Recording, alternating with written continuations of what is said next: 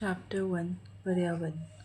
लंबी छुट्टियों के बाद जब रवि स्कूल से जा रहा था तब उसने देखा कि उसको स्कूल के निकट के खेल के मैदान में खुदाई हो गई थी। वही एक मैदान उनके खेलने के लिए वहाँ पर था। लोगों ने बताया कि वह अनेक फ्लैटों वाली एक बड़ी इमारत बनेगी। जब रवि को समझ में आया कि मुलायम घास, गेंद के फूल एवं तितलियों वाली विशाल मैदान अब हमेशा के लिए नष्ट हो चुकी है, तो उसकी आंखें से आंसू छलकने लगे। उसने यह बात अपनी सहपाठियों को बताया। सुबह का सुबह की सभा में प्रधानाचार्य ने भी बहुत उदासी से कहा, देखो कैसा हमारा पर्यावरण बदल रहा है। कक्षा में पहुंचकर रवि ने अपने शिक्षक से पूछा, पर्यावरण क्या है? जो कुछ भी आप अपने आसपास देखते हो, शिक्षक ने बताया। रवि कहने लगा, इसका अर्थ है स्कूल भवन, मेज, कक्षा में रखी कुर्सियाँ, यहाँ तक कि खुला मैदान, सड़क, कूड़ा करकट। मेरे दोस्त, ये सभी हमारे पर्यावरण के अंग हैं। हाँ, शिक्षक ने कहा, लेकिन ज़रा रुको। कुछ वस्तुओं का निर्माण प्रकृति ने किया है, जैसे पर्वत, नदियाँ, पेड़, प्राणी, जबकि अन्य का निर्माण मानव ने किया है, जैसे सड़क, कार, कपड़े, किताब आदि। अब दो छात्र मिलकर कार्य कीजिए। अपने निकट बैठे सहपाठी के साथ मिलकर प्रकृति एवं मानव द्वारा निर्मित वस्तुओं की सूची बनाइए। रवि, परमजीत, जैसी, मुस्तफ़ा, आशा सभी यह सूची बनाने के लिए उत्सुक थे। इकबाल ने पूछा, हमारा पर्यावरण क्यों बदल रहा है? शिक्षक ने उत्तर दिया, ऐसा हमारा ज़रूरतों के कारण होता है। ये दिन प्रतिदिन बढ़ती रहती है। पर्यावरण हमारे जीवन का मूल आधार है। यह हमें सांस लेने के लिए हवा, पीने के लिए जल, खाने के लिए भोजन एवं रहने के लिए भूमि प्रदान करता है।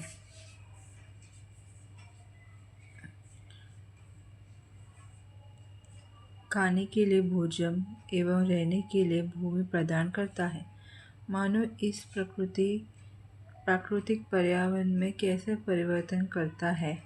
कार का धुआं वायु को प्रदूषित करता है। पानी को पात्र में एकत्रित किया जाता है। भोजन को बर्तन में परोसा जाता है और भूमि पर कारखानों का निर्माण होता है। मानव कार, मिल, कारखानों एवं बर्तनों का निर्माण करता है। इस प्रकार से मानव प्रकृति पर्यावरण में परिवर्तन करता है। पर्यावरण के घटक। मानव निर्माता, इमारतें, पार्क, पुल, सड़कें, स्मारक, उद्योग। प्राकृतिक, जल, जलमंडल, वायु, वायुमंडल, स्थल, स्थलमंडल, सजीव, जैवमंडल।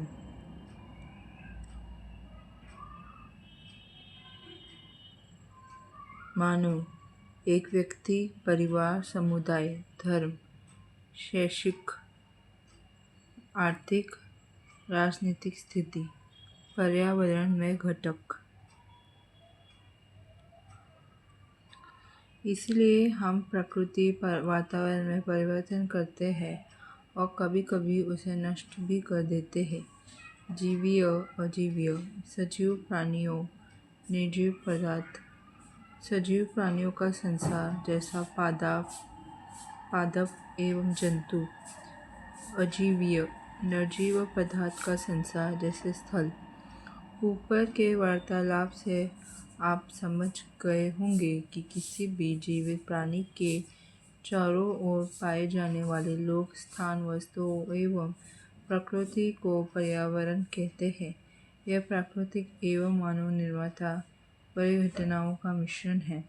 प्राकृतिक पर्यावरण में पृथ्वी पर पाई जाने वाली जीवीय एवं अजीवीय दोनों परिस्थितियां सम्मिलित हैं।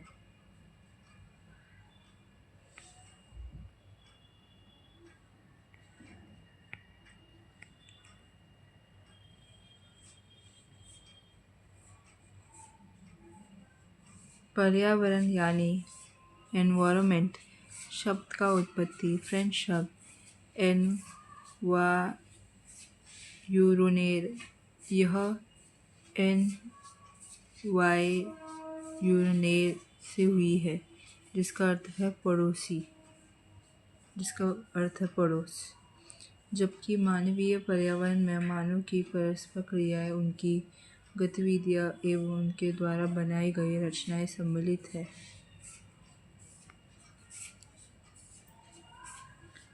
प्राकृतिक पर्यावरण भूमि, जल, वायु, पेड़ पौधे एवं जीव जंतु मिलकर प्राकृतिक पर्यावरण बनाते हैं।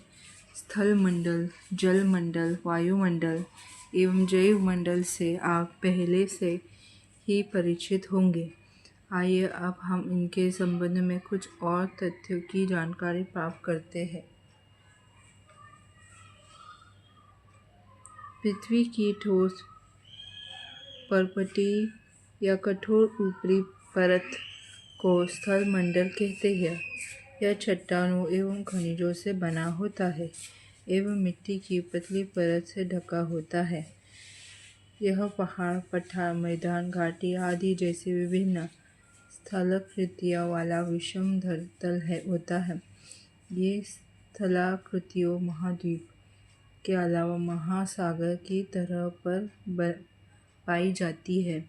स्थल मंडल वह क्षेत्र है जो हमें वन, कृषि एवं मानव बस्तियों के लिए भूमि, पशुओं को चरने के लिए घास स्थल प्रदान करता है। यह खनिज संपदा का भी एक स्रोत है।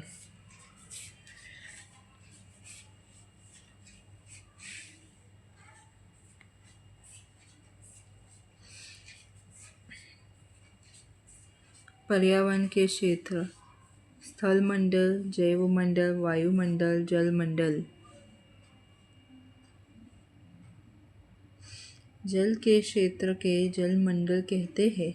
यह जल के विभिन्न स्रोतों जैसे नदी, झील, समुद्र, महासागर आदि जैसे विभिन्न जलाशय से मिलकर बनाता है। यह सभी प्राणियों के लिए आवश्यक है। पृथ्वी के चारों ओर फैली वायु की पतली परत को वायुमंडल कहते हैं। पृथ्वी का गुरुत्वाकर्षण बल अपने चारों ओर के वायुमंडल को थामे रखते हैं। यह सूर्य की झुलस जाने वाली गर्मी एवं हानिकारक किरणों से हमारी रक्षा करता है।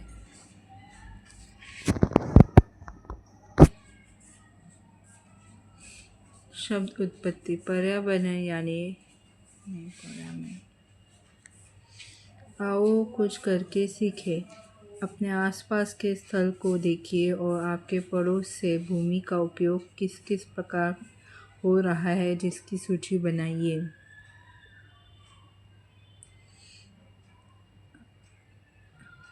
आओ कुछ करके सीखें। अपने घर एवं स्कूल में आप जो पानी उपयोग करते हैं वह कहाँ से आता है। हमारे दैनिक जीवन में पानी के विभिन्न उपयोग की सूची बनाइए। क्या आपने किसी को पानी व्यर्थ करते देखा है? कैसे? आओ कुछ करके सीखें। स्कूल जाते समय आसमान को देखें। ध्यान दें कि दिन कैसा है। वर्षा हो रही है, आसमान में बादल है, तेज धूप है या कोहरा इत्यादि है।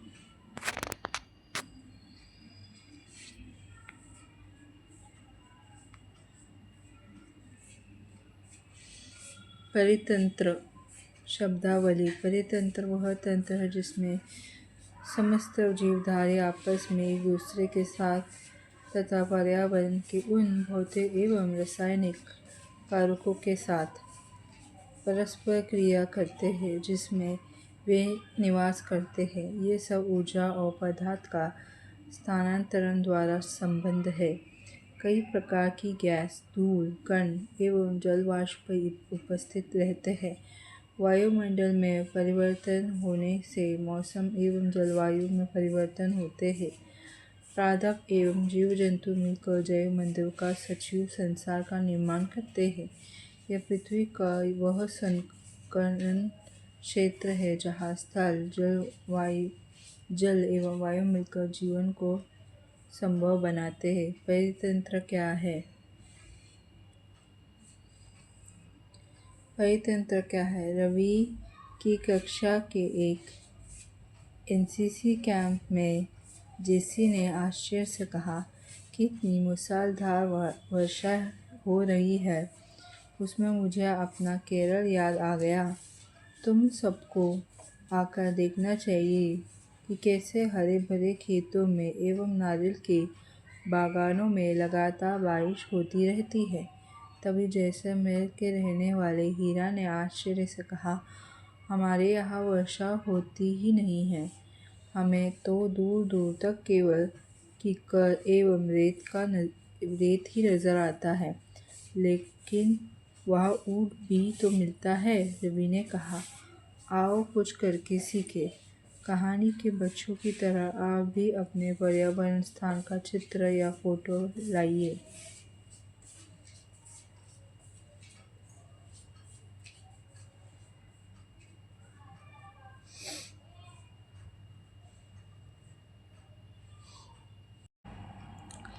क्या आप जानते हैं, प्रत्येक वर्ष 5 जून को विश्व पर्यावरण दिवस मनाया जाता है।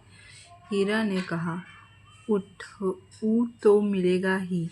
जब तुम हमारे रेगिस्तान आओगे तो तुम्हें सांप, छिपकली एवं अनेक कीट भी देखने को मिलेगा। रवि हैरत में पड़ गया।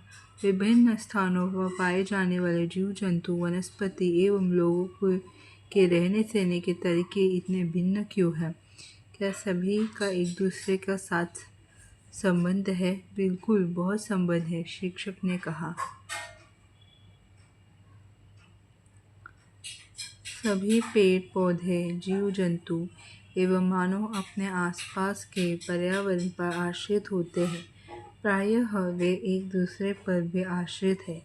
जीवधारियों को आपसी एवं अपने आसपास के पर्यावरण के बीच का संबंध ही परितंत्र का निर्माण करता है।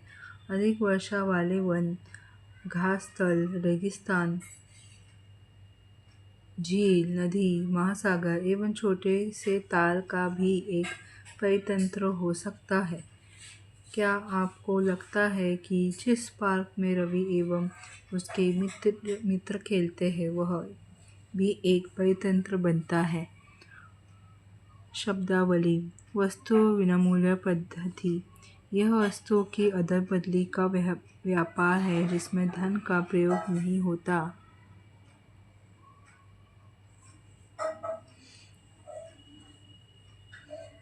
मानवीय पर्यावरण: मानव अपने पर्यावरण के साथ पारस्परिक क्रिया करता है और उसमें अपनी आवश्यकता के अनुसार परिवर्तन करता है।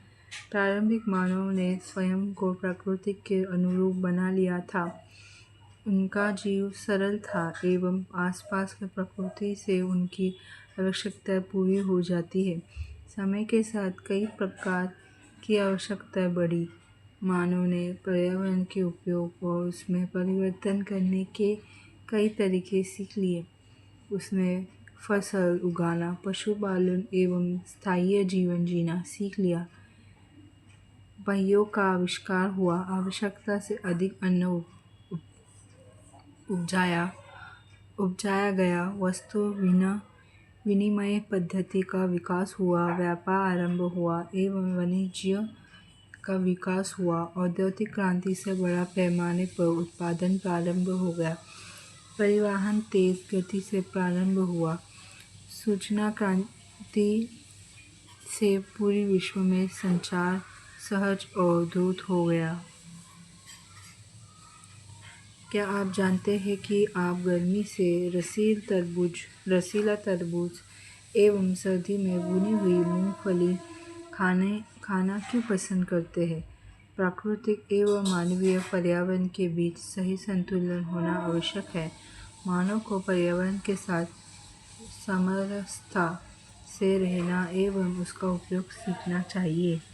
रवि की कक्षा में मिजोरम की एक लड़की है, नूरी। वह अक्सर अपने स्थान की हरियाली की बात करती रहती है। खेल का मैदान नष्ट होने के कारण रवि की उदासी देखकर नूरी ने उसे आने वाली छुट्टियों में अपने घर मिजोरम आने को कहा। रवि के शिक्षक ने सभी बच्चों के लिए कहा कि छुट्टियों में वे जिन स्थानों पर जाएंगे वहाँ के भूदृश्य घरों एवं लोगों की क्रियाकल्पों का चित्र बनाकर लाइए।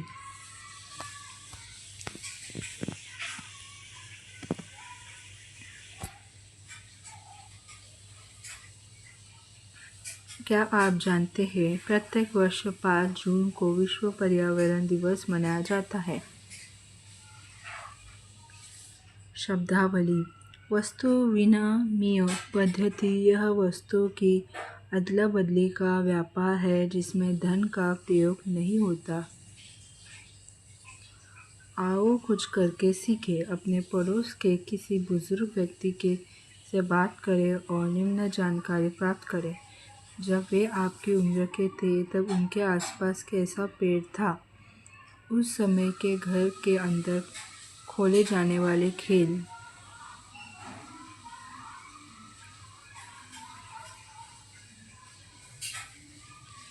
उस समय के घर के अंदर खेले जाने वाले खेल। उस समय उनका पसंदीदा फल। गर्मी एवं सर्दी का मौसम वे कैसे बिताते थे। प्राप्त जानकारी को दीवार और बुलेटिन बोर्ड पर प्रदर्शित करें।